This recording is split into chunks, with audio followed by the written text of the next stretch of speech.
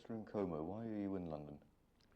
Well, I'm in London to do a number of things. One, to look into the external division of my party here in Britain and possibly in Europe.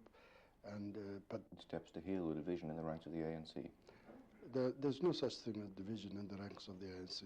There's only one ANC. And you say there is no division? None. How do you then look at Bishop Mazorewa's stand? Bishop Mazorewa is just another man. He was the president of the ANC. He didn't go to the Congress of the ANC, and therefore he cannot claim to be ANC. No leader makes himself a leader. You are made a leader by the people, not just by proclaiming yourself. This is the position. While here, I'm that he will not have black majority rule within his lifetime. That you really think you're going to get anywhere with him? No, the point is this. The problem of that country has got to be solved. Now, you don't have to look into what Mr. Smith says. He has got his views. He doesn't have to change his views. He just has got to come to terms with the situation. And that's what the situation demands of him, or anybody who might take his place. And you can see him coming to terms with it? He just has to. He has no alternative but to come to terms with the situation. And if he doesn't, what will happen then? Well, the consequences are grave. As Mr. Foster said, he said the consequences are too ghastly to contemplate.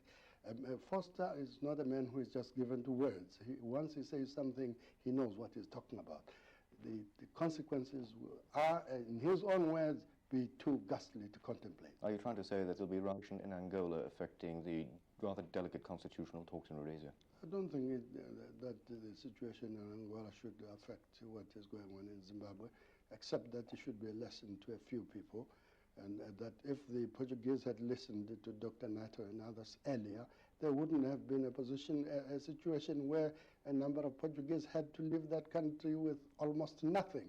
They had nobody to blame but their own government and themselves. But conversely, is it not hardening the long-held white Rhodesian attitude that you cannot give power to a black majority if there is any danger of tribal warfare? That's nonsense, of course. That's nonsense. Whatever peaceful handover to black majority rule in Rhodesia, could you see tribal warfare erupting there afterwards, as happened in Angola?